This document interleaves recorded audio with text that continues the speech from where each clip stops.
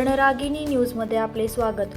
उपमुख्यमंत्री अजित पवारांकडे असलेल्या खात्याची जबाबदारी कोणाकडे दिली जाणार याचा निर्णय आज होण्याची शक्यता आहे। अजित पवारांकडे असलेले खाती कुणाकडे द्यावीत याबाबत राष्ट्रवादीकडून मुख्यमंत्री देवेंद्र फडणवीसांना पत्र देण्यात येणार असल्याची माहिती आहे।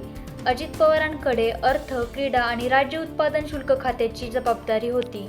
ही खाती राष्ट्रवादीतील कोणत्या मंत्र्यांकडे देण्यात यावीत यासाठी मुख्यमंत्र्यांना पत्र देण्यात येणार असल्याची माहिती सूत्रांनी दिली।